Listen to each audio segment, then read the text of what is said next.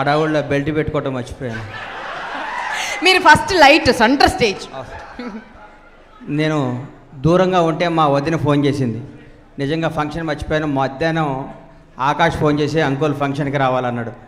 తప్పకుండా వస్తా అని చెప్పి నేను శంషాబాద్ ఉంటే మా వదిన ఫోన్ చేసింది కరెక్ట్ 20 నిమిషాల ముందు. నేను ఈ ఫంక్షన్కి వచ్చింది కేవలం మా వదిన గురించి. మా వదిన అంటే నాకు ఎంత ఇష్టం అంటే,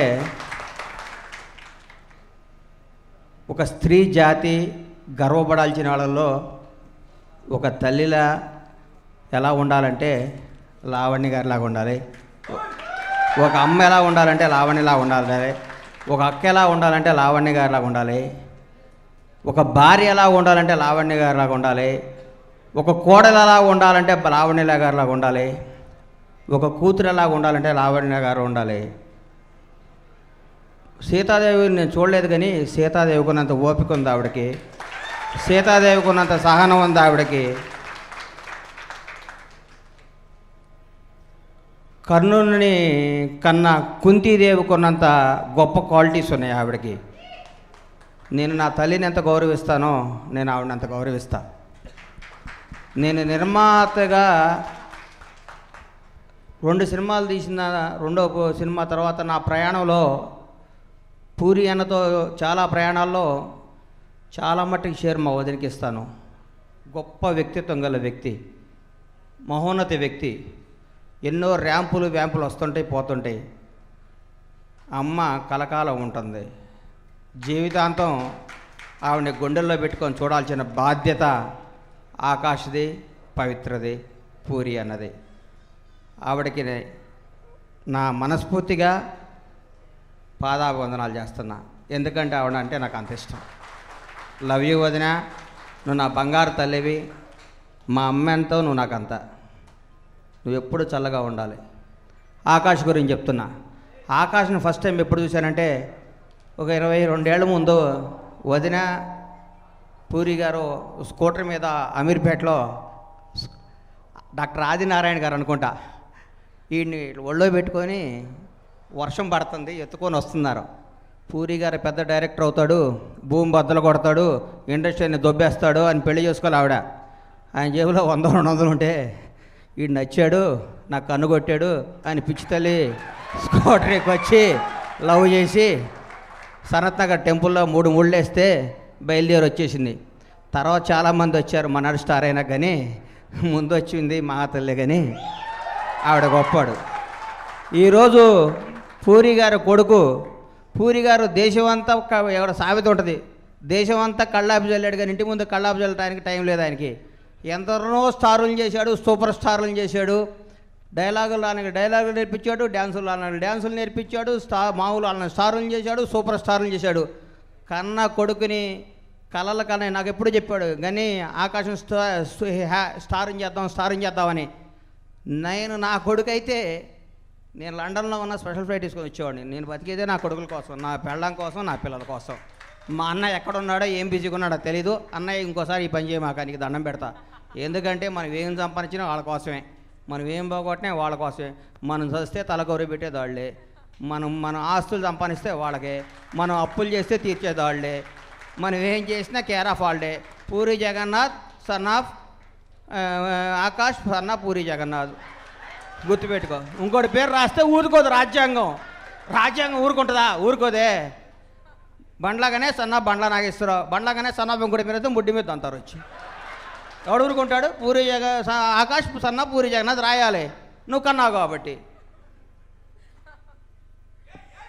అందుకోసం మనం కన్నా కాబట్టి మన బాధ్యత, మన రెస్పాన్సిబిలిటీ తీసుకోకూడదు, తీసుకున్నా సత్యదాకా వదలకూడదు. నువ్వు వదిన మళ్ళీ తాళి కట్టావు, ఆకాశం కన్నావు, పవిత్రంగా అన్నావు, మొయ్యాల్సి వచ్చేదాకా వాళ్ళ బాధ్యత నీది. వాళ్ళని స్టారింగ్ చేయాలి, వాడిని స్టారింగ్ చేయాల్సింది చేస్తావు, వాడు అవుతాడు, వాడి దగ్గర టాలెంట్ ఉంది. ఎవరెవరికి డైలాగ్ వాళ్ళని స్టారులు చేసావు, సూపర్ స్టారులు చేసావు, మెగా స్టారులు చేసావు, స్టారులు చేసావు. నీ కొడుకు వచ్చాడు బాంబేలో పోయి కూర్చున్నావు. ఇది ఎక్కడ న్యాయం అన్నా? ఇదేందన్నా? అట్ట కాదన్నా, అట్ట కుదరదు, మేము ఒప్పుకోం.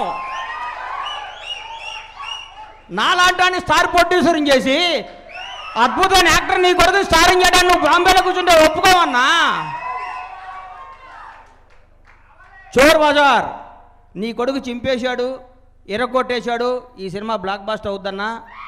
నువ్వు చేసినా నువ్వు చెయ్యకున్నా నీ కొడుకు స్టార్ అవుతాడు. నువ్వు కూడా నీ కొడుకు డేట్ల కోసం క్యూలో ఉండే రోజు వస్తుంది, గుర్తుపెట్టుకో. ఇవాళ చెప్తున్నా, రాసుకో. నువ్వు బ్యాంకాక్ పోయి కథ రాసుకొని ఆకాష్ కథ చెప్తా ఇంద్రా అనే రోజు రాకపోతే నా పేరు బండ్ల గణేష్ కాదు. ఆ రోజు వస్తుంది, ఆ రోజు వచ్చి ఆకాష్ ఆడి నాన్నకి డేట్లు ఇవ్వకరా అని చెప్తాను నేను. నీకే నా తెలివి, మాకు రాదా? నువ్వు ఇవాళ రానందుకు రేపు ఆ స్టార్ అవుతాడు, నువ్వు డేట్ల కోసం వస్తావు, ఆ డేట్లు ఇవ్వకుండా నేను చేస్తా.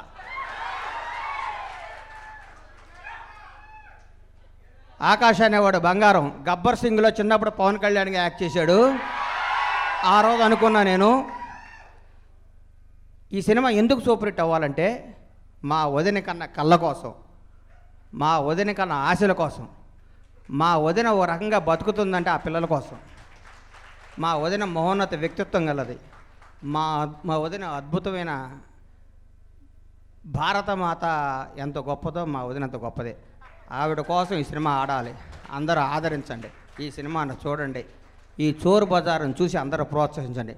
నేనైతే పూరి గారి వల్ల బ్లాక్ బాస్టర్లు కొట్టి హీరోలు అందరూ వచ్చి పూరి గారి అబ్బాయి సినిమా సూపర్ హిట్ అవుతుంది, అందరూ చూడండి, ఎంకరేజ్ చేయండి, పూరి గారి వల్ల మేమందరం స్టార్లు వేయం, సూపర్ స్టార్లు వేయం అని చెప్తారని ఎక్స్పెక్ట్ చేశానండి.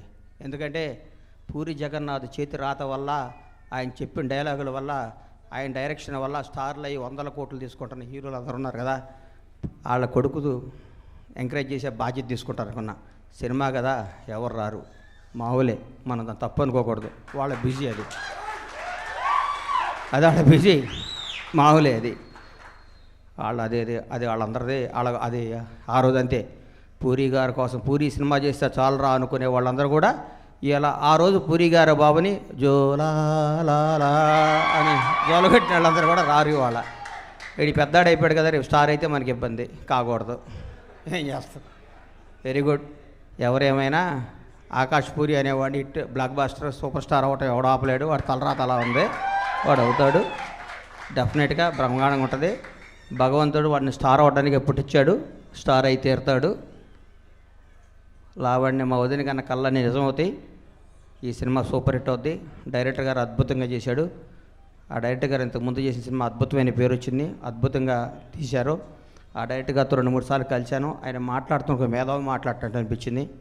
ఆయన మాట్లాడుతున్న మాటలో, ఆయనతో గడిపిన క్షణాలు, మీ అమ్మ ఇడేంద్ర ఇంత మేధావి మాట్లాడుతుంటే నాకు భయం వేసేది, ఈయన దగ్గర లూజ్ అయిపోతే మన క్యారెక్టర్ దెబ్బతింటుందేమో అని. ఇది తొందరగా ఎల్లగొట్టంటారు నాయన అనుకునేవాడిని. ఎందుకంటే మనకేమో హాఫ్ నాలెడ్జ్ కాలము, ఆయన ఏమో 24 ఎక్కువ ఉంది నాలెడ్జ్ ఆయనకు. అంతకోసం ఇంకో తక్కువ మాట్లాడేవాడిని. సార్ కలుద్దాం సార్ అని కొంచెం పంపించేవాడిని. అంటే ఆయనకి విపరీతమైన ఇంటెలిజెంట్ ఆయన, అందుకని ఎక్కువ మాట్లాడలేదు డైరెక్టర్ గారితో. థ్యాంక్ యూ సార్, ఈ సినిమా సూపర్ హిట్ కొడతారు సార్, మీరు బాగుండాలి మనసుతో కోరుకుంటున్నాను. Thank you Akash. నువ్వు నా కొడుకు ఎంతో అంతే, నువ్వు కూడా 100% రా బంగారం. నువ్వు సూపర్ హిట్ కొడతావు, సూపర్ స్టార్ అవుతావు. నా హంబుల్ రిక్వెస్ట్, నువ్వు స్టార్ పోయినాక నాన్న కథ చెప్తే వినమాక, ఉంటా. Thank you. ఎందుకు కదండి మీకు ఇంతమంది ఫ్యాన్స్ ఉన్నారు.